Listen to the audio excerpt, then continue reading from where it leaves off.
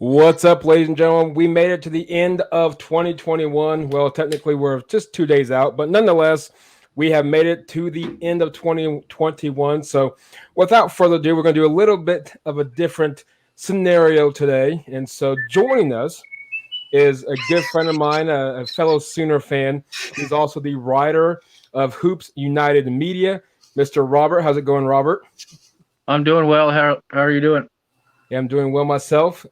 Then on the other corner in my top right screen is Dan and John, the host, all the way from Long Island, New York, the host of the Time to BS podcast. Good evening, gentlemen. Good evening. It's Dan playing with his new toy. Off to a great start. We haven't way too much fun with this soundboard. How you guys doing? And then, that's pretty good. And then, of course, making her return back to the podcast, the co-host of the SEC Sports Talk and also the new co-host of the Air Raid Attack podcast, Miss Jamie. Jamie, how are you doing this evening? She all right? I think she passed out because of you. Yeah. I hope she's all right. I hope she's all right too. Her microphone probably crashed. I think it did. It may have. Oh. So, we'll go with continuing. Hopefully, Jamie's all right. And oh man, that's funny. Hope we didn't cause any issues. Heart attack from the old Spice. Yeah. And then Jonathan Lewis, a part of the Coast to Coast College Football Network, is unable, unfortunately, to be here tonight or during the podcast recording due to personal reasons. There she goes. Her phone died. She just texted. Her phone died. Oh man, it wasn't the Old Spice. You killed her. And all I wanted was a body wash. All I want is a body wash. Yeah, that Old Spice commercial is pretty funny, man. Oh, that's great. It's wonderful. Heck yeah.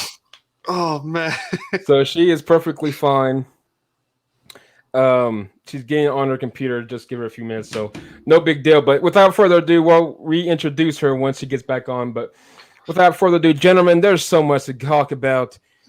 First things first, college football, but more importantly, COVID wreaking havoc again across the country. Dan, in your case, I know your family's is affected currently by it. When it comes to sports, do you think, I know it's a touchy subject, but I'm kind of going to kill a little time here. Touchy subject, but nonetheless, do you think from your perspective, do you think we're going to see more sports cancellations here in the next few weeks? Well, the NHL right now might have to postpone or restart their season. That's what I've been hearing. The NHL might restart the whole season entirely. Do you know what kind of disgrace it would be to restart a season? That's true. That's a fair point. That would be unprecedented. That's a fair point. I mean, you can't. There's Jamie. Jamie's back. Yes, he's back. Did the Old Spice whistle kill your phone, Jamie? No, I don't know what happened. My phone legit just shut off and freaked out. Luckily, I had my computer already up, so let me just hop on that real quick. There you go. So to kind of fill you in, Jamie, so we were I was introducing you, and then literally we thought you died laughing because of the Old Spice commercial. It was pure classic. I'm so sorry. I feel so awful. I'm like, oh my god, everything is not working technologically for me at the moment. Okay, I'm back. You're perfectly fine. So reintroducing Miss Jamie, the co-host of the SEC Sports Talk podcast, and of course, the new co-host of the Air Raid Attack podcast. Jamie, how are you doing this evening? Well, I'm great now, guys. It's good to be here. Thank you for having me. I have my technology issues all figured out. Sorry, I'm not on the screen. I wasn't prepared for that situation. But I'm here nonetheless. No, you're perfectly fine. We know that you're still recovering from Nebraska season, so we'll give you some grace. No lies. No lies. As a Penn State fan, I feel nothing. I feel the same. Just so you know, Jamie.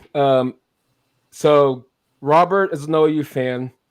Then on the corner, you got Dan, who's a Penn State fan, and then John's also a Sooner. So you're kind of a mixture of the bunch.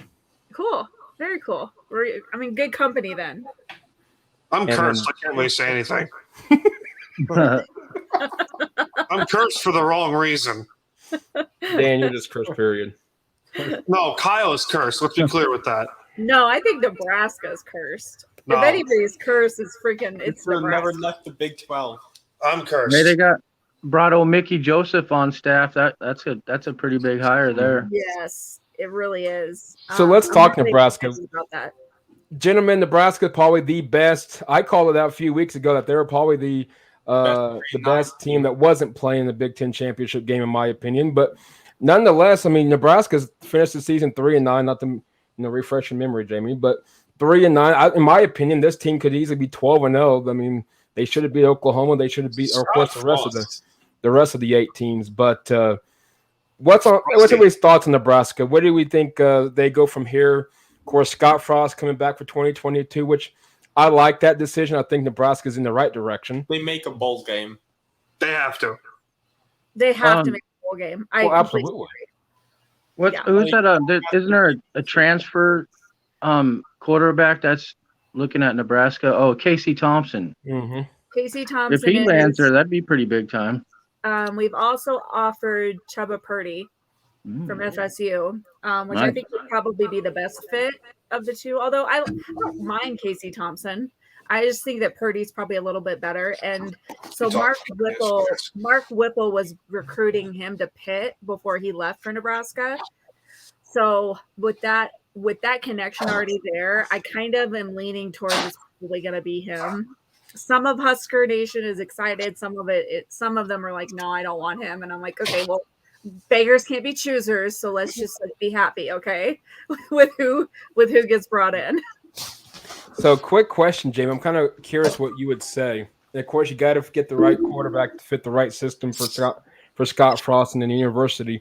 But let's just play devil's advocate. Robert, I don't want to do this to us, but I'm just going to play devil's advocate. What if Caleb Williams says after the end of the game, let's just say 2-3 days later down the road, he says, hey, I'm done being the Sooner. He enters the transfer portal, which is possible. Not saying it's not. Any thoughts on, would you guys, like him in Nebraska or probably not? Oh, Caleb, are we talking about Caleb Williams coming to Nebraska? Oh, hell yeah, I would take Caleb Williams in a heartbeat. I'm not even going to shy away from that. I hope he obviously stays, but I mean, there's that chance, obviously, of course, as well. Yeah, I don't see that happening. I think if it was going to happen, it probably already would have. I don't see that. I'm honestly just glad that Rattler didn't come here. I'm not going to lie, Jamie. I was really hoping that he would have. Because talk about the perfect storyline. OU comes to Lincoln September 17th. We may lose still, but who cares? But Spencer Rattler, the quarterback, potentially against his former team. It'd been golden storyline. It would have been,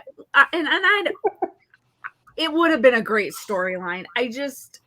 I'm not a big Spencer Rattler fan, and I'm not because of his demeanor and the things that I've seen from him. And it was so apparent to me that when Caleb Williams came into the Texas game, that whole team, he uplifted that entire team and willed them to win. It was such a special moment to watch. And I never got that feeling from Spencer. I always just felt he just didn't have that competitive edge, fire that you look for in those kind of guys. And that's why I don't really. I mean, even Adrian lacked that, and I think that's why Nebraska never turned a corner. Yep. Yeah, it's the intangibles that Caleb Williams has versus Spencer Rattler. Just their brains are wired different. It's so weird. They could have the same amount of talent or whatever, but he expects what he expects out of himself. He expects out of his teammates as well. And he just sets a good example of working hard. I guess like the harder you work, the harder your teammates are gonna work.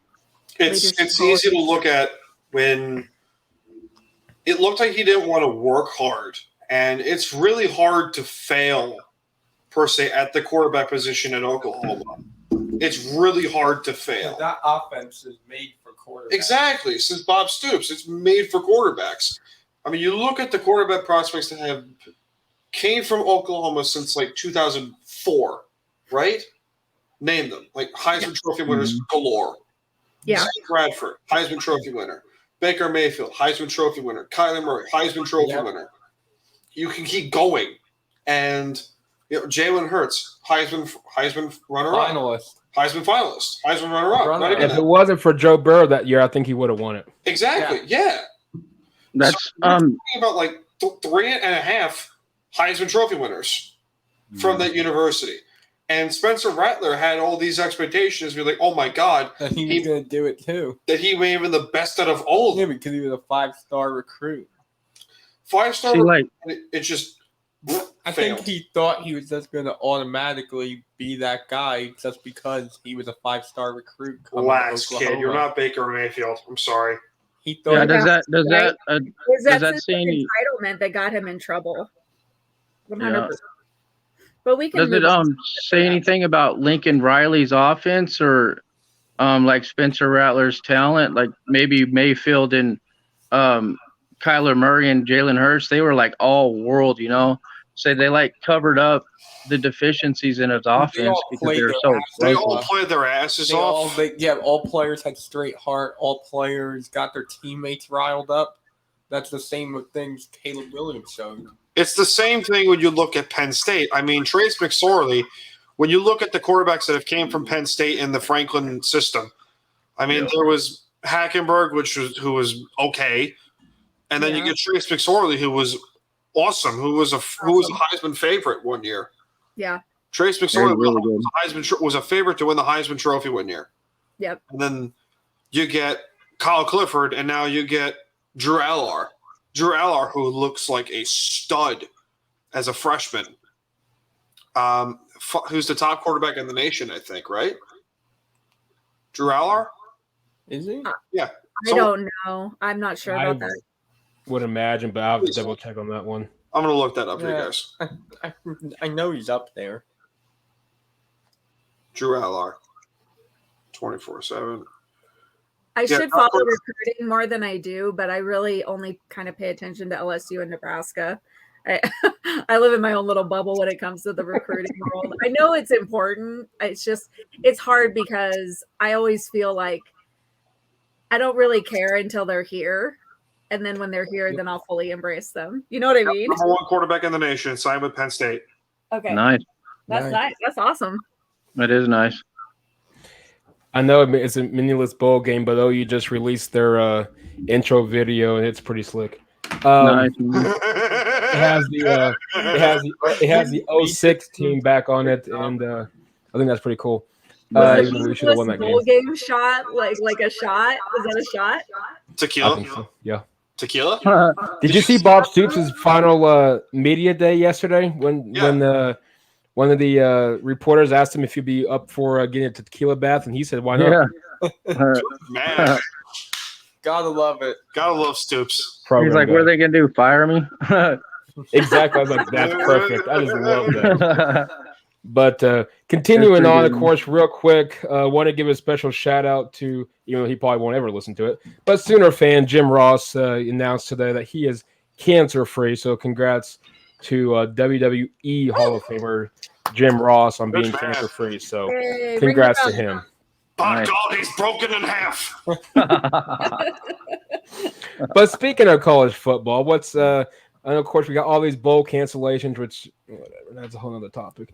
Man, what about if these bowls really meant as much as they say they did? Mm-hmm. Okay, so they say quarantined for 7 days now is a thing. Why not push the bowls back 7 days and quarantine these players? And if it really means as much as they say it does, like we could just stop it. Why weren't they quarantined in the first place? Yeah, you're right. Well, yeah. Right. I mean, really, like, why weren't proper protocols taken to prevent this crap? Like, it's not rocket science we're doing here. Sequester the teams in the damn hotels. Like, don't let them go all. Like, I understand, like, they want the experience and all that, but do you want the experience, or do you want to really do what you're there to do as well? Well, and exactly, you can do it after the game. Like, you don't have to do all that before. Go after. My thing, and exactly, I'm 100% with you on that. And my thing is, why are these bowl games letting these games cancel a few hours before kickoff? Yeah, well, and did you see? I don't know if you saw this, but there was a post from one of the UCLA guys that I follow, and they're not refunding the Holiday Bowl tickets. I'm like, are you kidding me? Wow, no, that is kind of crazy. Not refunding them. Wow. Well, there's another bowl game. I forgot which one it was. It might have been the Military Bowl. I don't really remember. There's been so many of them that they're not refunding nothing. It's you lost your money, and we'll see you maybe potentially next year. Well, and then was it Central Michigan got to back out of some bowl and playing a different bowl with another team? They're like, oh no, we'll play this one over here though. I will say this, and I'm not saying because Jamie's on here, but I really wish Nebraska was picked. And the reason why is one thing: their fans travel.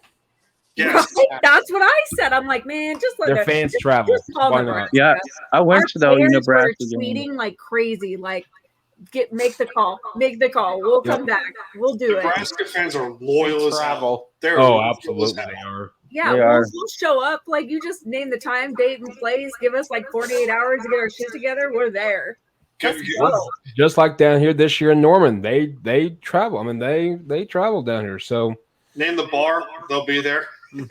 Well, so listen to this. And, well, John may know because he went to the university. He may know. I know Robert's going to know. So the Lloyd Noble Center, home of the men's basketball team and the women's basketball team, which should be in the top 25. It's a travesty that they're not, but whatever. So anyway, Nebraska rented out that Friday before kickoff, rented out the LNC because they had that many people travel for the pep rally. Nice. Yeah. Nice. I actually got to meet Johnny Rogers at that game. Oh, that's awesome. It was so cool, man. I got to talk to him for like 5-10 minutes, man. It was really cool. He is the coolest dude. Like, he's chill, he's still, yeah. He's a good Jet, baby. Yeah, Johnny the Jet. Hell yeah, he still signs his name like that too. It's pretty cool. As he should. Speaking of bowls, and Dan, I know where he's going to go. I know where Dan's going to talk with this. First off, the SEC, the new home for OU and our little brothers down south. But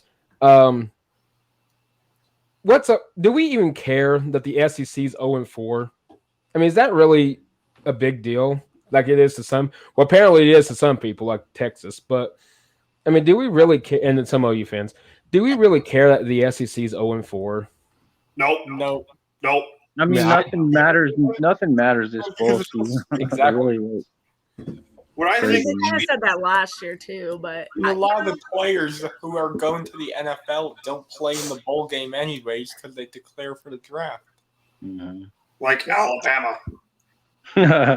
Speaking of Alabama, what's everybody's take on this year? Does Cincy even have a chance? Yes. I like Luke Fickell, but does Alabama just steamroll them? Cincinnati in overtime. Suck it, all of you. I would sell my soul for Cincinnati and Michigan. I would also actually do that. No, I wouldn't. I don't really like Michigan. Honestly, Michigan fans are pissing me off right now. So I really want. I like my Georgia fans. Like, I like my Georgia followers a lot. They're really good people. They've been really good to me. So I'm like, and then I have these Michigan idiots, and I'm like, all right, you know what? I really want to see.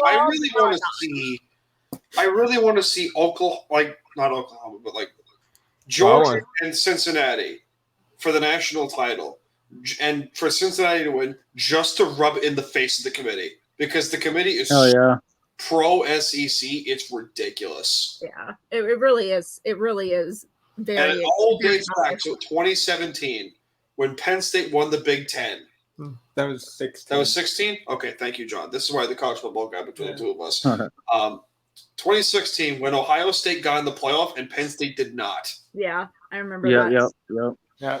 What's the best solution? Because obviously the committee last year, I think even though they got it right, even though Oklahoma was a hot team coming in towards the end of the stretch, what's the best solution? Because BCS failed in 03 when OU got cremated to Kansas State in the Big 12 championship game. They still made it to the national championship even though they lost to LSU.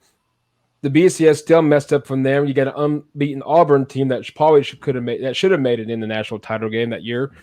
But what's I mean, is there even a fixable? I know Casey and I were talking about in the last episode, but is there even a solution to this thing, or what's everybody's best way of like, here's what we think should work? Because I know him and I mentioned the top 2 teams get a first round bye, then you have 3-8, 4. No, that wouldn't be right. 3-6, 4 and 5. I think you have to go 6 or 8 team expansion, just like John said. Yeah. I mean, at this point, you have to. If Cincinnati somehow pulls off the upset against Alabama and they win the whole thing, the committee is going to look at this anyway. But the committee is not going to look like, oh my God, Alabama lost. We have to expand the playoff in order to get more SEC teams in for more big money. It's a scam. It's a sham. That's what it is. It's always about the money. It's always been about the money. Mm-hmm. Here's what you should do. This is my thoughts. So let's say, I know everybody kind of wants that 6 to 8 team range, but let's say you do like a top 10 type of thing or a top 12. Top 12, you'd have to do like a top 12. But I think what you should do is you give the four at automatic bids, conference champ 5, I guess, technically. Okay. We'll go 5. 5 automatic bids, conference champions. You get those in. You do those first round buys. The rest of them, though, I think you should find a way to some of these lower bowls. Those should be the sites for the first rounds.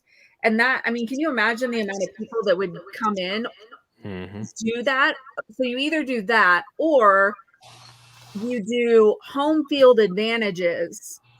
So you give the universities an extra stream of revenue in the first round of the playoffs, and then in the second round, then you move them into the bowl. Then you move them into the bowl games, and then you still have the marquee, obviously, like the Sugar Bowl, the Orange Bowl, the New Year's Six bowls to choose from for the semifinals and the finals again. Yeah, that's pretty good. I think it has to be 12, and I think the way that they solve this is to pick a better goddamn. I shouldn't say that. Pick a better committee. Pick better committee members. These idiots don't know what they're doing, and it's obvious. Well, they know what they're doing. They're doing it for the money. Exactly what they're doing. They know exactly what they're doing, and that's making Alabama, and that's making a 2-loss Alabama team 4th, so they can beat Georgia in the national title game and match Alabama win in overtime. Yeah, it's all about money, and at the end of the day, that's not okay. That is not what's going to give you supposedly the best products on the field. No. That Division III seems to have a pretty good playoff system, don't they? They do. It's wonderful. I love watching. I think they should have a model like that somehow. And those are at the fields. Yeah. They do. It's just like the playoffs in the NFL. They get home field advantages. So great. Would you guys see? This is, I think, the only way. Now, see, I like the D3 way of doing it. See, I would be. I mean, honestly, I think you may have to go to eventually is just play a conference schedule, and I say that's when you can get those added teams in. But now at the same time, I mean, obviously we know Texas and Kansas State ain't going to make the national tournament, and so yes, sweet, that's big time. Dang it, I lost my train of thought now. I got a big time guest coming on. Jamie, you'll be happy about this one. God dang it. But no, here we go. Non-conference. Get rid of your non-conference schedule. I mean, to some team, I don't know what the best solution is. But I think the D3, excuse me, I think the D3 is best solution, but I don't know how you would fit it in with, they don't want the kids out of class so much. Well, let's be honest. I don't want to take too much time. Half these kids don't go to class. Can we be honest about that? I mean, they just don't. Yeah. I don't have proof of that, but I'm just saying. That's one thing about the name, image, and likeness that may happen. It may entice kids to stay, for 4 years, and they might mess around and get a degree. That's the only, that's a whole new thing there, though. Yeah, I could get going on that for a few hours. The problem is that the SEC commissioner and the SEC brass of the universities are not going to let something happen that they can't fully control. Unfortunately, that's just what's going to happen. And until that's somehow able to get counterbalanced out of it, we're going to keep running into these situations and issues. I am happy that they let Cincinnati in finally. I will say that. Yep.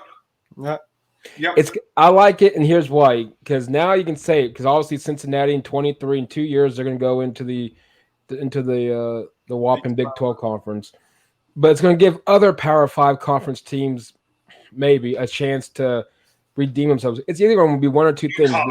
We knew that this was going to be a mistake, or it's going to help the group of 5 out. It's going to be one of those two, and I hate when it comes down to that. But unfortunately, I think this could be damned if you do, damned if you don't. If you do Group 5, which I don't think is fair, but this very well could happen. UConn somehow makes the playoff in 2026.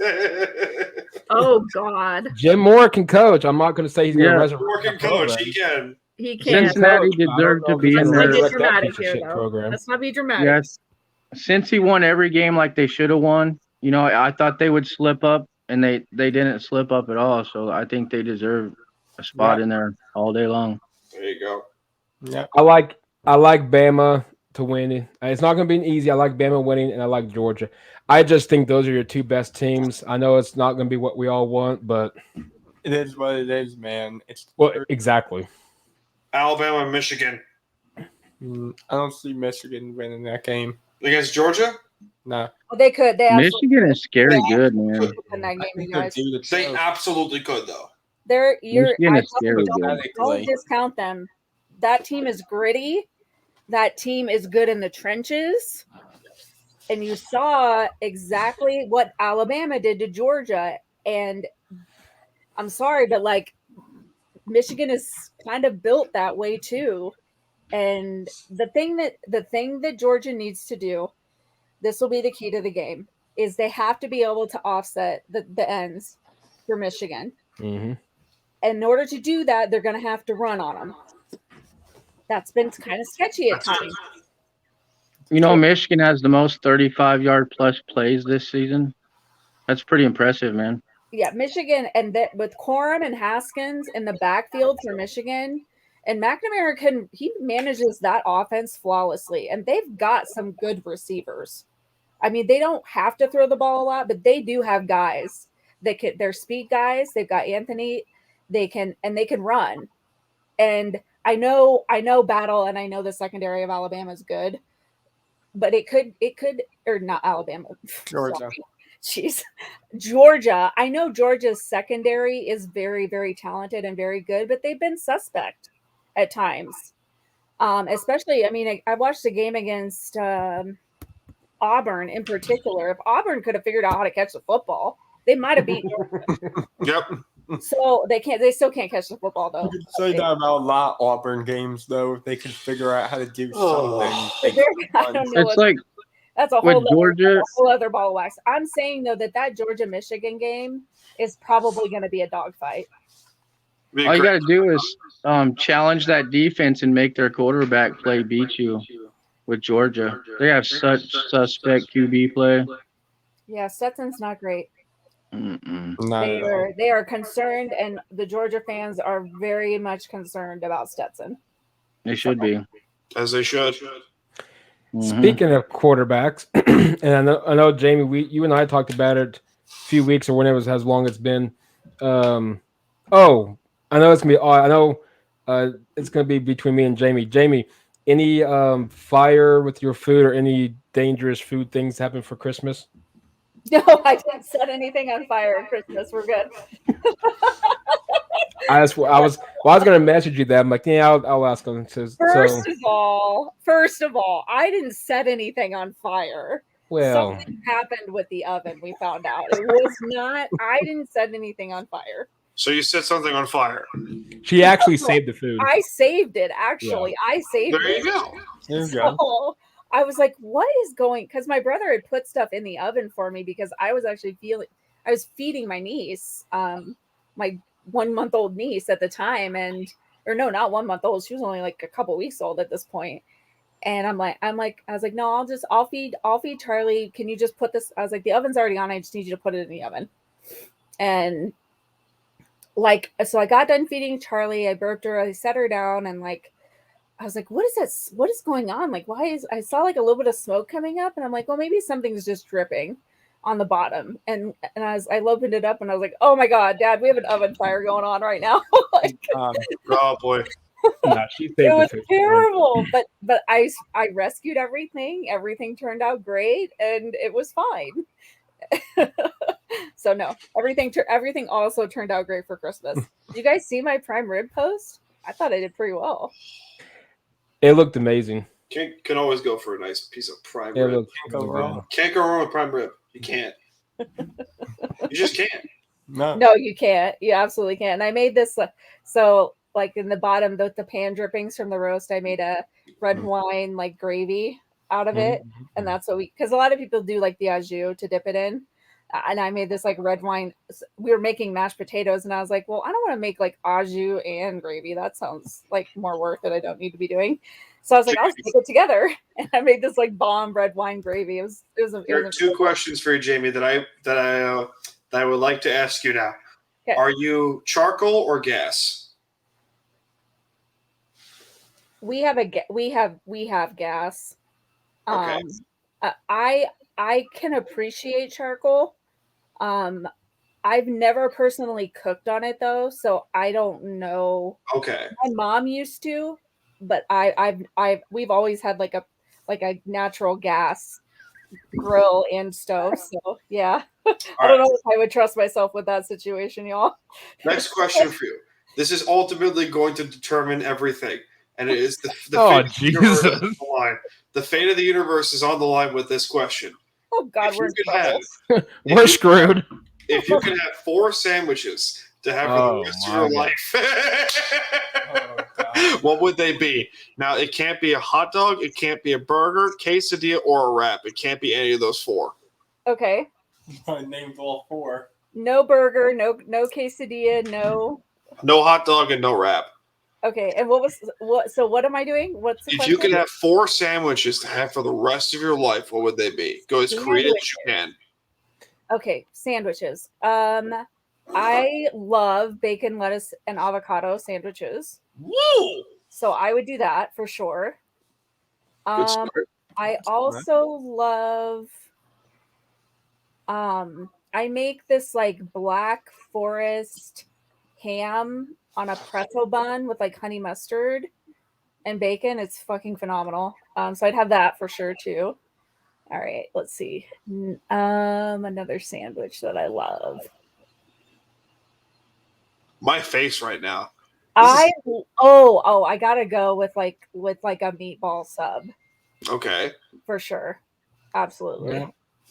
And then the last one would have to be I actually made them on Christmas morning. I make these like breakfast sandwiches, and they're on like a honey buttered biscuit, sausage, white peppered gravy, pepper jack cheese, and smoked Gouda cheese. Those would be the 4. Mike, she's a keeper. Did I pass the test? You guys. I told you, motherfuckers. I'm a bit surprised to be honest.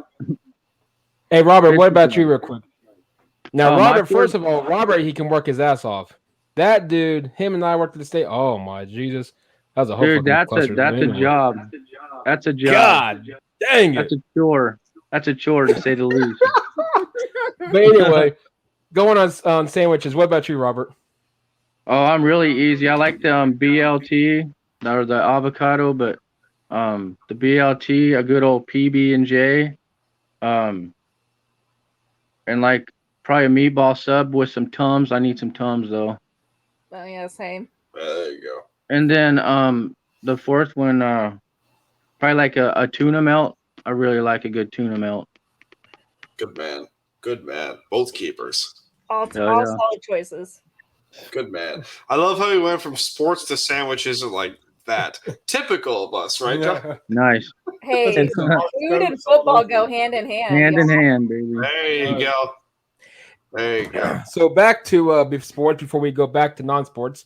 So Jamie, a while I was re-listening to. I think I can't remember exactly what we talked about with this certain team. However, I do know that we talked about the Seattle Seahawks. Oh God, Dan. We did. Dan. Now remind you. So Dan, don't feed you BS. He prayed to the football gods that this team needs to suffer and suffer drastically. Well, that they are. So he's getting his wish. However, he's still now unhappy, even though he prayed to the football gods to practically cause this. Now, must be sent to the fires of hell where Art Briles lies. So, Jamie. God. So, yeah, well, I want to go that far. All right. That's brutal. John's a Raiders fan, which I'll give him props. So what should Seattle do after this horrific year? I've already said trade Russ to Denver. I mean, we'll take him with open arms. We have no quarterback. You gotta fire everybody, I think. So there you go, Dan. Told you. I think that honestly, I think Carroll. this is a management problem and a Told you, coaching Dan. problem. I don't think that this has a lot to do with the players. Nope. I think it's a management and a coaching problem. Because Russell's proven to you over and over again that he can win. He's a great quarterback. Like he's had some struggles, but he's also been hurt this year. So I'm not going against him. They've had a ton of injuries as well. But for that defense, I think my biggest concern is defensively for that defense to have gone down as far as they have. That's concerning, and that tells me it's a management thing. They were top 15 in total defense prior to the Jamal Adams trade. The second Jamal Adams gets traded, Jadeveon Clowney leaves. They go quarterbacks you've lost to since then. Correct. Name those quarterbacks you lost to. Colt McCoy twice. And Ryan Tannehill. I can keep going. Now, I do think it's a management and a coaching issue. But you also need to, because you have to look at the players they have brought in. I mean, they have one thing they have had in common from 2012 to Russell Wilson's rookie year to maybe 2016. You can even go back further to 2010 when Pete Carroll first got there. Was they had a ton of depth. They had a lot of really good depth on those teams. Yeah. The depth is no longer there. And no line. They've hadn't had an O-line since Max Unger got traded. But I mean that offensive line was suspect anyway. But Pete Carroll, I've said this multiple times. I will continue to say this again. Pete Carroll is the vice president of football operations for the Seattle Seahawks. Every single decision goes through him and him alone. Whatever John Schneider puts on the table, Pete Carroll has to approve of it. I continue to say it, and no one believes me because it's true. I mean, you look at – why would you set it up that way? That sounds like a recipe for disaster. It's a recipe for disaster. I mean, Chip Kelly is a proven example of it. Yeah, look what you did. For sure. Yeah, absolutely. Look what Chip Kelly did to the Eagles. If you want to go even further than that, Marty Schottenheimer is one of the greatest coaches of all time. And his biggest downfall was he was de facto GM, right? Yeah. He was stubborn about that, and that was his downfall. Mike Keenan, if you want to go further into hockey, Mike Keenan's downfall with a number of his teams was every team. He was also the GM. It happened. You cannot be a GM if you're a coach. You can't. Correct. That's like a conflict. That's a big time conflict. Correct. Now, if I were the Seahawks and if I were to I think you have to fire Pete Carroll, whether it's forced retirement or just straight out fire him out of a cannon. Yeah. Can we do the latter? Can we fire him into the Potomac? Please How much do. fun would that be? Please I'd love to watch that. I'd sign up for that shit. Send him to the Olympic Peninsula where Bigfoot lies. How about that? Because I'm good with that too. Let's be honest here. This team has not recovered since 2014. They have not. I mean, you look at I know this from the back of my head. They have 3 playoff wins since 2015. With all the talent that they have had since 2015. Jimmy Graham, Sheldon Richardson, Justin Coleman, Russell Wilson, Jermaine Kearse, Paul Richardson, Doug Baldwin, Tyler Lockett, DK Metcalf, Luke Wilson, Dwayne Brown. I can keep going. Frank Clark, Michael Bennett, Cliff Averill, the linebacker, the Legion of Boom alone. The Legion of Boom alone. Are Hall of Famers. Hall of Famers. All 3 of those guys are Hall of Famers. Cancer. You have 5 or 6 guys who are in the Hall of Fame since 2006, since 2015, and you have 3 playoff wins to show for it. That is coaching. Agreed. That is all coaching. They haven't brought any new talent in since you said 2014. Who did they draft recently? Like I know DK is. They still haven't dropped an offensive lineman. They have 2 hits since probably since 2016. It's Michael Dixon, who's a punter. Very good punter, by the way. Hey, never discount a good punter. Never discount a good Australian punter, that's for sure. And DK Metcalf. That's it. That's it, right? That's it. That's crazy. I mean, that's absolutely crazy. And that's a Pete Carroll draft selection. What I will never forget is this past draft. Creed Humphrey was right there at the 52nd and they pick. didn't take him. And they didn't take him. Oh, Creed well, Humphrey thank is you. an I all-pro appreciate player. it. Creed, I'm glad he's a Chief fan. My kid's a She's a Chiefs fan, is she? monster. I'm a Chief and a Packers fan. I'm sorry. Oh, I know. Let me hear it. Give it to me. Someone benefited from Creed Humphrey. Nah. Not you. They passed up on Creed at 52, huh? Passed off Creed Humphrey at 52. Wow. Dumb. Nice Who did they take? D. Eskridge. Who? Dwayne Eskridge from Western Michigan. I really don't know who that is. He's a wide receiver, is a speed demon, but they didn't really need I mean, that receiver class was deep as hell. They didn't need a receiver. Tyler Lockett and DK. They got Tyler Lockett, exactly. You got 2 All-Pros. That dude is a beast, man. If you need depth, then you go later. You go and get depth later in the rounds. Like here's my point, and that offense in particular runs behind a great offensive line. It doesn't help that Dwayne Brown is a fossil at 35 years old. Now, granted, whoa, take it easy now. No age shots. Fair point. I'm kidding. I get it. That is a fossil in the NFL. But I mean, you look at the signings that they have made. Brandon Shell. We're in New York. I saw Brandon Shell when he was with the Jets. That dude cannot play. How that man got $6 million a year from the Seahawks baffles me. Pete Carroll. There you go. Exactly. I mean, Greg Olson signed with this team over Will Dissly, who had like 6 touchdowns the previous year at tight end. Yeah. Gerald Everett is the number 1 tight end on this team, when Will Dissly is significantly better on all fronts. Chris Carson ran into the ground, potentially ending his career because Pete Carroll thinks he's Marshawn Lynch. When the whole purpose of this offense is rotate the running backs. But then he'll run the same run back up the middle. He will run the same 6 plays over and over again. Run up the middle, run to the outside, screen pass, quick deep pass, play action pass, and occasionally a trick play. 6 plays. 32 dive. That's it. 6 plays. That's it. That's it. That's all we got. That's it. I'm not wrong. It's been such a cluster up there for a long time.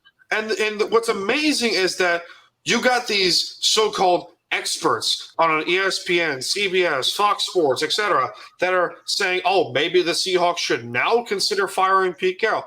Really? You don't say. You don't say. But if you were to say, it's all with old coaches, really. People are going to say, "Oh, Pete," because Pete Carroll's a really good coach and gets the best out of his players. Then why not Mike Tomlin? Mike Tomlin has only been in the same stupid coach in Pittsburgh for 15, 20 years. Yeah. But also, Pittsburgh don't fire the coaches, though, either. No one gives a bad rap about Mike Tomlin. Am I wrong? You don't really. Tom Coughlin was the same thing with the Giants. You don't hear nothing. Tom Coughlin was the same thing with the Giants. Right? Yeah. Oh, absolutely, he was. Yes. Definitely. I don't think he knew how to bring that fire. Like he was trying to, he didn't know how to come across with it. I guess like Tomlin relates better, but I see where you're going with that. But if they bring in like a player's coach, like not a player's coach because Pete Carroll's a player's coach, but like if they bring in a guy that is actually willing to sit back and run the team per se. Like, let the coordinators do their thing. Let Shane Waldron run the offense. Let Ken Norton Jr. run the defense. Let Ryan Izzo, or Larry Izzo in this case, run the special teams. You get a guy who I think, part of me wants a new guy. Part of me also wants an old, part of me wants a young up-and-coming coach. Part of me wants to bring up an old face. The first guy I would call immediately is Dan Quinn. Dan Quinn. You got a guy who has been here in Seattle on 2 different occasions, from 2000 to 2003, and then recently as a defensive coordinator. He's a proven head coach who understands offense. I'd say that's the most sensible pick for the Seahawks. It's the most logical pick. What about Norton Jr.? No, I don't know about that. Probably, I wouldn't bring him back. But if I were to pick Dan Quinn as the head coach, I would hire Gus Bradley as the DC. Oh yeah, that's nice. That's nice. Gus Bradley is the defensive coordinator. Bring the guy back for another tour of duty. I think they need Adam Gase. I still like Brian DeBoll, though. The face I'm giving you right now. You look like you want. You look like. I feel like I want to strangle you. This guy just mentioned to my face Adam Gase as the offensive coordinator. Oh, come on. You know you love him. Josh Everybody McDaniels. loves Hugh him. Jackson for quality control. My dream scenario would be if Josh McDaniels somehow leads the Patriots. Jamie, good call. If a McDaniels or a hardcore or a really good OC leaves their team, like Mike Lombardi. If he somehow leaves the Chargers and says, hey, I have the opportunity to coach a Hall of Fame quarterback, I'm going to do it. Or see what Shane Waldron still has on the table. Because he's in his first year as an offensive coordinator. You don't know. I don't think McDaniels ever leaves. I think he's being the Patriots head coach. We all know that. Yeah, once Billy gives it up, he's going to be the head coach. He's not going anywhere. Some coordinators, they're just not meant to be coaches. They're really great coordinators, and I think Josh McDaniels is one of them. Well, you saw that with Matt Patricia. Yeah, I mean, Joe Brady. There's another name. Joe Brady. There's another name. So Joe Brady does not. So as an LSU fan, and this was when all this LSU stuff was coming up again with our coaching search, they were all like, "We'll hire Joe Brady. Do this, do that." And I'm like. And then he came up, with the Oklahoma job when that opened. And I'm like, okay, but what you're not understanding is that, Joe Brady doesn't really like to recruit. And so when you don't like to do that particular piece of the puzzle, meaning recruit and find the talent, and that doesn't really make a good head coach. Well, that's why he would fit perfectly with the University of Miami. If Joe Brady goes to Miami, think of it this way: Mario Cristobal's the head coach of the Hurricanes. Yeah, he doesn't want to go back to college. Mm-hmm. Joe Brady's not going back to college. He said that in an interview a couple times. He won't go back to college. Honestly, you don't think so? It's because of the recruiting too. He doesn't recruit. He doesn't like to recruit. He doesn't like that piece. He basically likes to go to work, show up, do his offensive shit, and leave. And all I wanted was a body wash. No, a lot of them schools, they recruit just on name alone, the Kyle Flood. They make a big deal out of how much of a recruiter he is, but I mean, you're recruiting to Alabama. I mean, I understand, you still have to finish the process of signing the kid or whatever, but Joe Brady didn't recruit at LSU. That was Mickey and Ed and Ogeron. Mickey and Ed were the primary recruiters. Yeah, that's cool. Brady didn't do any of that. That's just why I don't see him ever coming back to the college ranks. He wants to stay in the NFL. You know who's in? So it was funny you mentioned a possible coordinator. There's a lot of people out there wanting Green Bay's OC. I mean, I say stay the fuck away from him because he's mine and you can't have him. But I do think that at some point he deserves a head coaching job. Nathaniel Hackett as a head coach. Yeah. Did anyone not see him with Buffalo? They did, but I'm telling you, right now, there's like a lot of smoke around it, and I'm like, no, I think he really just needs to stay a coordinator. Aaron Rodgers and Devontae Adams. And Aaron Jones. I know, to Aaron Jones, to AJ Dillon. You have it stacked. By the way, there's another pick, AJ Dillon. But there's another pick that annoys the crap out of me. AJ Dillon. Crazy though? Everybody says that, but we have Green Bay's had so many injuries on the offensive line, and the way that they've had to piece that thing together and move people around, the fact that like Aaron Rodgers hasn't died is like a miracle because they get David Bakhtiari back. They're going to the Super Bowl. 100%. Did you see on Pat McAfee's shows that Aaron was like, I wore these socks for D-back, so he was with me when I threw my 4.43. I was like, oh, it was so cute. But yeah, and Jenkins. Did you guys hear what John said?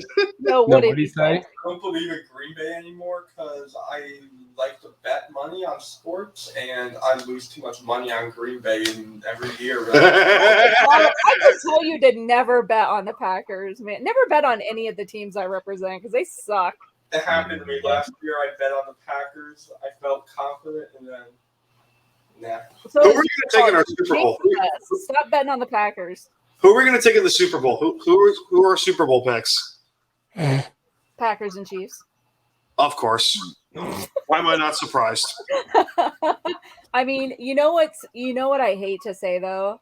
This pains me to say it. I hate Dallas, but like I feel like they might be the biggest threat at this point because of the way they're coming along and playing. I think the road goes through Green Bay, and Dallas cannot play in Green Bay. So that will be fine. But I just have a feeling. I don't know why. I just have a feeling. As far as the AFC, I don't know. I like to see the Chiefs. The AFC is so wide open. What about the LA Chargers? Man? Justin Herbert's a stud, man. I'm gonna scare some people when I say this. Mike and John, you know this joke. This wonderful joke that may turn into T-shirts eventually. Oh. I'm going to go with, in the NFC, I'm going to go with Green Bay. But in the AFC, I have our dear friends up in Western New York and the Church of Josh Allen, the Buffalo Bills. Dude, I don't. Represent UW, baby. I don't know. It might I don't know about Buffalo. You know who's going to be a hard team to beat is the Colts. The Colts look really good. I know. And the Bengals. You know what's crazy? It could honestly, the Bengals could sneak in there. I would love that. I would love that just to get in here.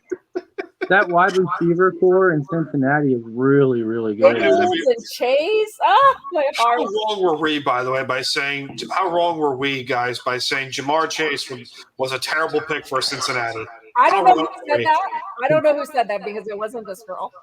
Minus the LSU fan. I thought they just needed it's always my hopes and dreams. They got T. Higgins. That dude's really good too. He went over 1,000 yards this season too.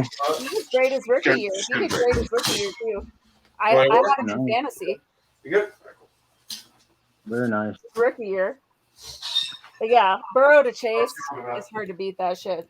And Joe Mixon too. He's a Boomer Sooner. He's tearing it up. He's Joe really Mixon's been great for my fantasy team as well. Very good season, man. Appreciate him too. He's got me thinking on Cincinnati now. I think Cincinnati, especially if sometimes their defense. My problem is the defense. Zach Taylor. The defense can be a little sketchy at times. I don't know why that is, but their defense just like they can look like monsters and then look like complete idiots wandering around on a football. I'm not sold on anybody in the AFC. I'm not either. No, exactly. The Patriots could sneak their way in there, man. Please no. That's what I'm saying. Please God no. I can't do no. They need to go away for a little while. Really? Buffalo really could sneak in there, though. They do have a really nice defense, man. And Josh Allen, like injuries hurt them though. What's that? The Tre'Davious White ACL tear is going to hurt them a lot more than I was just going to say that's a big. That was my next thought. That's a big loss. If Buffalo's going to make the Super Bowl, they have to at least get the 3 seed. They have to at least get the 2 or 3 seed. They have to pray that Tennessee or Cincinnati somehow falls off, and they have to pray one of these teams goes to Kansas City, knocks off the Chiefs, and they get the AFC Championship game in Western New York. Because if they host the AFC Championship game, I don't care who they play, that crowd is going to go nuts. Yeah, because they deserve a hard place to play. Something else. Buffalo deserves a Super Bowl, probably more than most of these teams in the AFC. Well, they definitely deserve a Super Bowl, but man, there's been so inconsistent this year that you don't know what you don't know what Buffalo team's going to come out there and play. They're stock up on the tables. Yeah, no shit. They're out there. Dudley boys, ECW right. champions. For sure. KC's playing really good football right now too. The Chiefs, they started out really bad. I think. Okay, really bad. John, I don't know what you think of the Chiefs. I think that I think you're closer to the microphone. I think their start was not as bad as people thought. They lost them. It was, rough start. That was it. They were not as bad as people said they were at the time. No, they're not a bad team. I think they're also overperforming the last few weeks at the same time. Yes. At some point between now and the Super Bowl, we're going to see them return to the medium. Now, they maybe look at the Ravens of 2 years ago. It made me think of that Ravens team from 2 years ago. That if the right team plays them, they're going to get exposed. Yep. Well, I said that right after the Super Bowl when Chiefs were getting annihilated. Was they reviewed the Super Bowl tape that Tampa Bay did? They practically learned from Tampa and utilized it to Kansas City's beatable. And I don't think they get. I don't think they get to the AFC Championship game at all. I think the Bengals are set up to beat the Chiefs pretty well because what the Bengals do well, they spread the ball around. That's it. That's just it. It's hard to defend Cincinnati because of the ways they come at you. And keeping Patrick Mahomes off the field is the best defense, and they can do that. And their defense is good. Their defense is good, and their secondary has some ballers. Oh yeah, Jesse Bates, by the way. Jesse Bates is going to get paid. They have some. I mean, Awuzie. They have some really, really great players in the secondary. That's the only thing that scares me about Dallas is that defense. That Micah Parsons and Diggs. He's a freaking monster, man. Diggs is better than Diggs, and it's crazy to think about that because Diggs leads the NFL in interceptions, but he gets torched every other play. So and that's just with Diggs. I think that Diggs is a ball hawk. I do think that he's got great ball skills, but all of those interceptions are coming because of the pass rush from the front. It's forcing the quarterbacks to make those errant throws.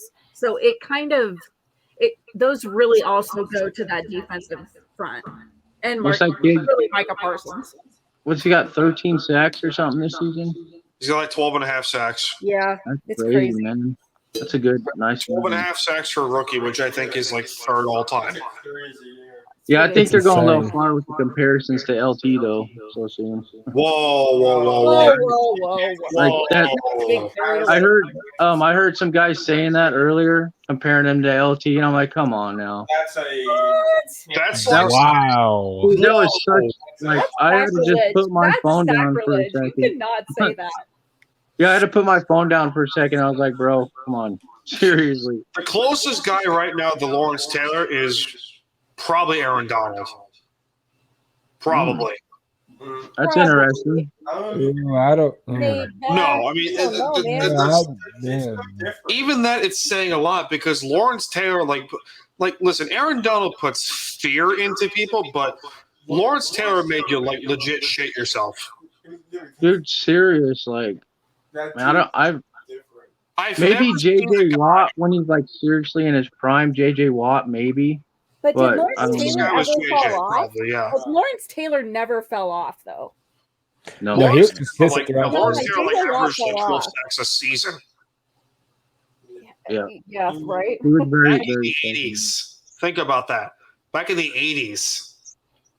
Like, when teams were running the ball constantly. Yeah, you could get forearm shivers and like head slaps up against the helmet. You know, like the offensive lineman could do whatever they wanted, man. If Lawrence Taylor played today, he'd be penalized every play. that's just true. I was just going to say it. He would be fine. He might as well just turn his paycheck over to the refs at the end of the game. It's like, here you go.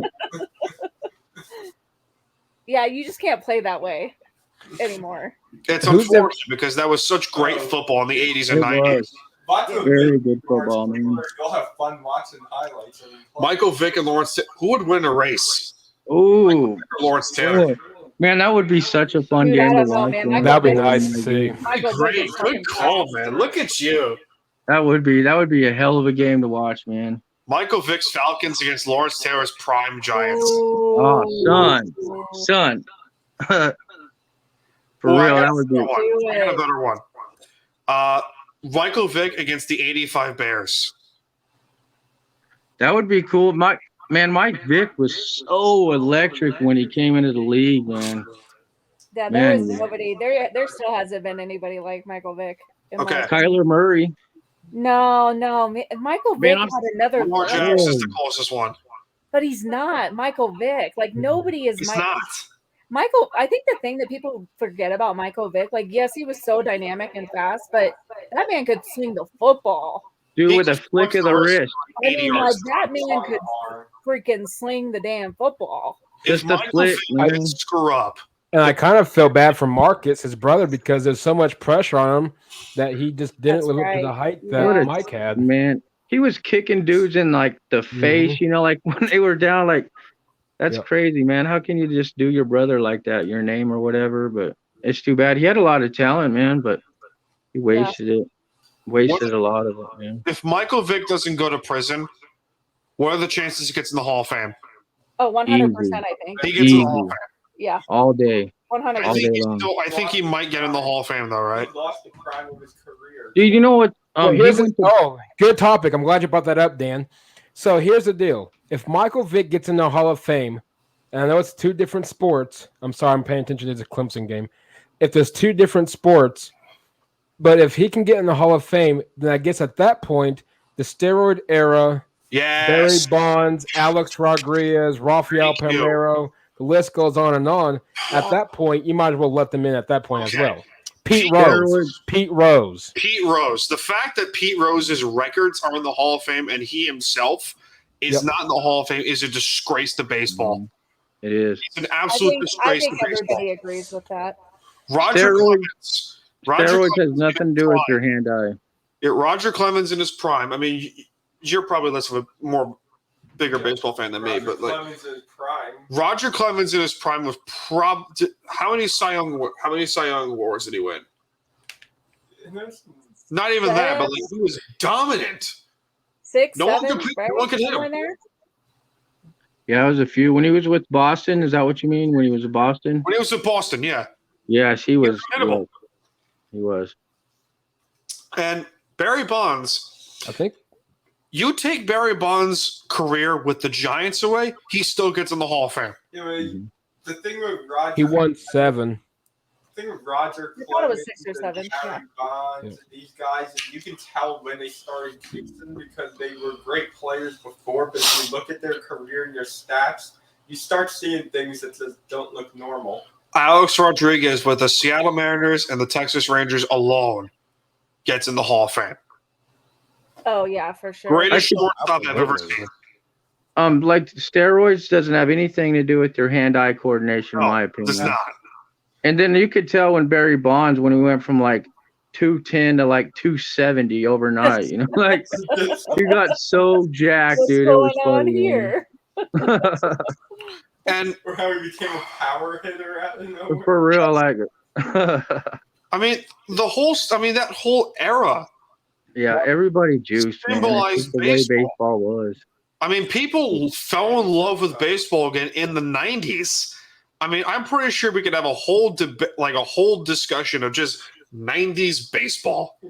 Hell yeah. And that's what makes this upcoming ballot even more interesting because most of the players that's on there that's eligible or still on the ballot is all the ones during the steroid era. Now it's really, we're going to find out now how much they really could, I guess, in a way, think that steroids either was good or bad for the game. Because, I mean, hey, they made a lot of money off of those players. Point exactly. There you go. John again. Stadiums, they got TV ratings. They made their money off of those players. And the fact that they aren't in the Hall of Fame, like even a few years ago, I know, is a disgrace. The Sammy Sosa, Mark McGwire home run. Yes. The 90s. Oh, that was so killer. Every day, man, you was just waiting for it.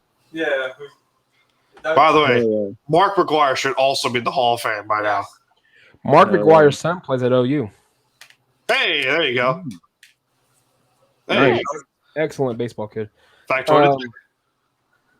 But no, that 90s home run derby was phenomenal. That whole season, man, they were like chasing each other. It was so cool, man. Something else. Sammy Sosa was good. Because that was part of baseball history, was that. Is Sammy Sosa in the Hall of Fame or not yet? I don't know. No. No, he's not in the Hall of Fame. He should also be in the Hall of Fame. Yeah. And Palmeiro should be in the Hall of Fame, too. There you go.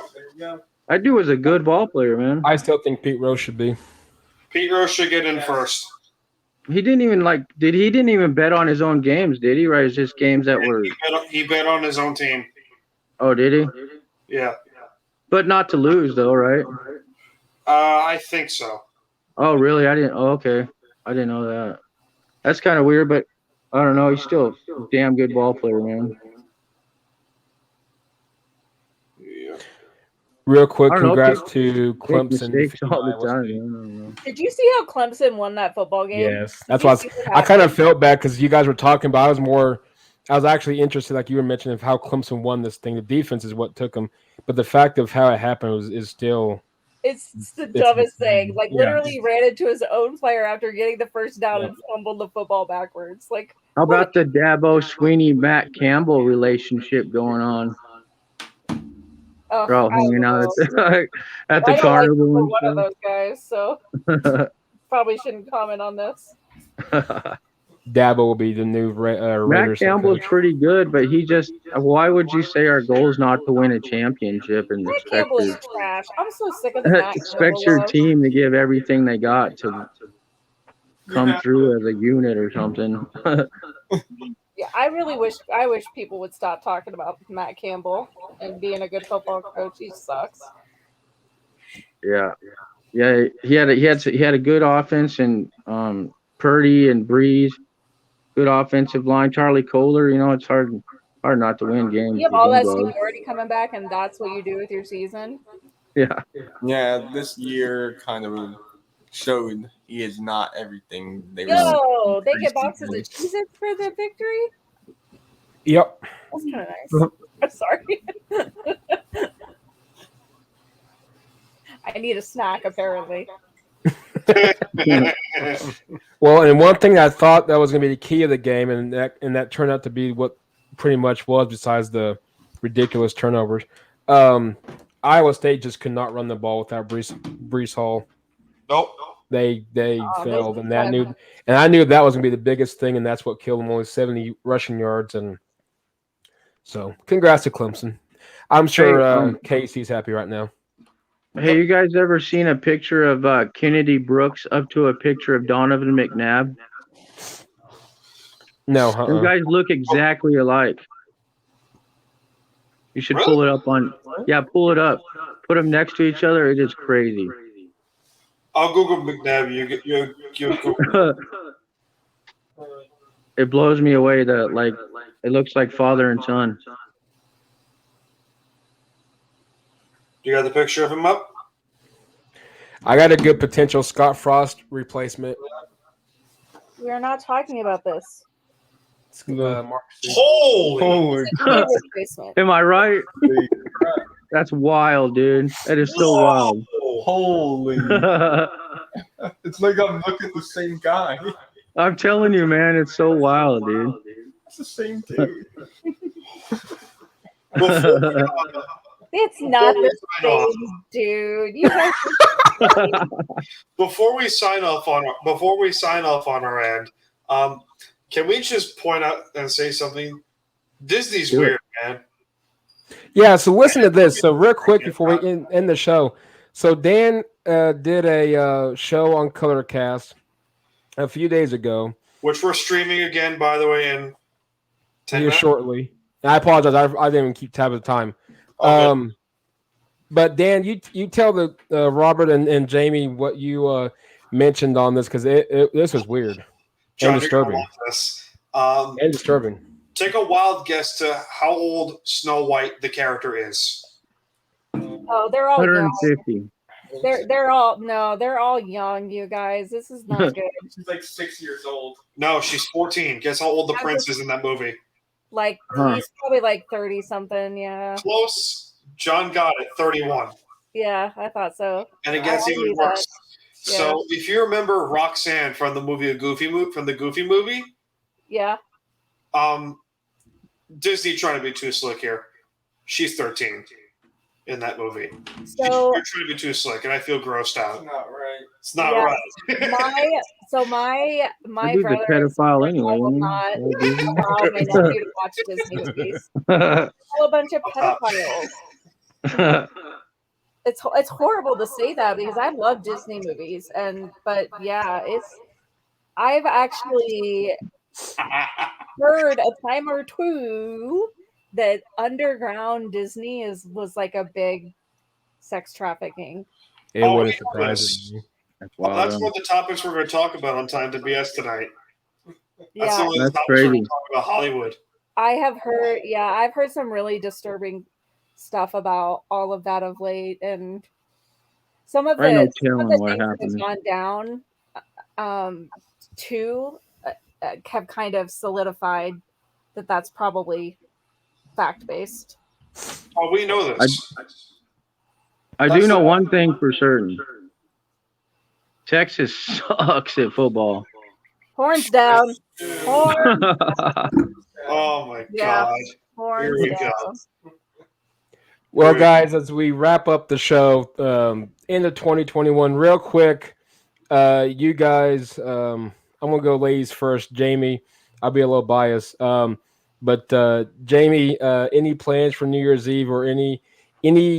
First off, do you do any New Year's resolutions? But if not, any certain goals you are trying to achieve in 2022? I don't really do like resolutions because I think any goal you make, you should make it a lifestyle change. So I think it's more of attaining something that you know that you can achieve and stick with and kind of like mold over time. For me personally, though, I really do want to really get my health in a better situation. I know you guys don't know this, but I have several autoimmune diseases that I deal with, and they've been kind of out of control lately. So I want to focus on being more healthy and really eating clean eating, and I want to try to start increasing, like going swimming and working out a little bit more. I have to be a little careful with that, but that's I just want to live a healthier lifestyle to hopefully help my health in the long run. You ever needed like a diet plan? I'll help you out because I've been going on a couple diets myself. You ever like shoot me a message? I'll give you a hand with a list that I have. Perfect. Sounds great. I got you. I'll take it. All I want for New Year's is some body wash, man. And only Jamie's gonna know because I can't really say nothing right now because I don't want to get something out in case it does not happen. He just sent his number. Oh, nice. So that's exciting. I'll give him a call Monday or Tuesday. Let's go. For you guys, Robert, do you set any resolutions or anything? If not, anything particular you're looking at 22 for your what you're trying to achieve in 22? Well, my beautiful wife and I are gonna check out opening night downtown OKC for the first time. We just moved here from Wyoming recently, so about a year and a half ago. So I'm going to be finishing up my third year of my bachelor's in organizational leadership. I want to just kill it in 2022, man. That's my goal, is to just kill it and grind time. Just grind time. I love it. John and Dan. Right on. John, what do you got? Honestly, I don't really have any New Year's resolutions. I just need to keep my grind up. I need to keep it going. Maybe go back to school eventually, get a degree, stop making money using my body and lifting things. And what the? Wow. What? What? What the? Okay, next. And all he wanted was I'm not even going to ask. Yeah. Good job, buddy. Good job, John. I like that. That was Old Spice worthy. Well, I've been on a weight loss journey myself for over 2 years. I'm down 70 pounds as of today. Well, I've been down 70 pounds, and the goal that I have for 22 is to lose an extra 60 more. So I used to be 340 around this time 2 years ago, and I'm 260 now. Thanks, and eventually by this time next year, I want to be down officially 150 pounds. That's awesome. Yeah. Cool. That puts you at like 190 or so. Yep. Nice. Mm-hmm. Now, how has COVID affect? Now, I should say will, because we don't know what the future holds. Does COVID affect? Now, how bad is it over in your area, to where you can or can't go to the gym? We can go to the gym.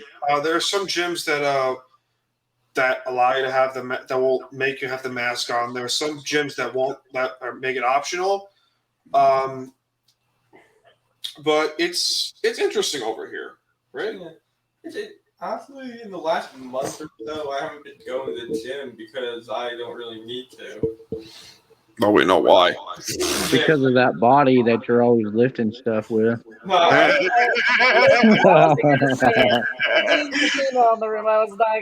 not gonna say that at all. Oh, man. I'm a mover, so I have to move people's shit. So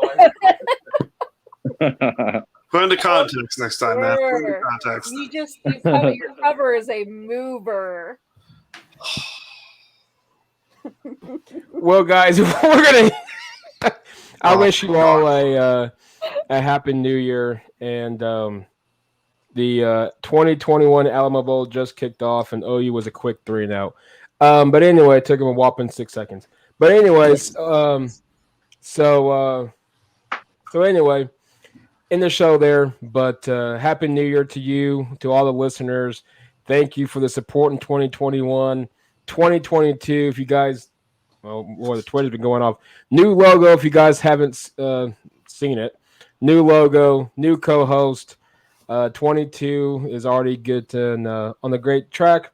And, of course, bigger things are just on the horizon. So, Dan, John, thank you for your time coming on. Jamie, you as well. And Robert, you as well. And hopefully we can go and hunt some ducks tonight.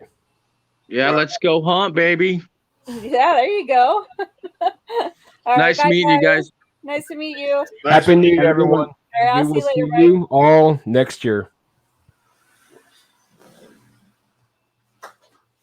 There we go. Right on. All right, John. All right, Mike, we're going to sign off real quick because we got to go on CollarCast in like a matter of 5 minutes. You good, man. Happy New Year, guys.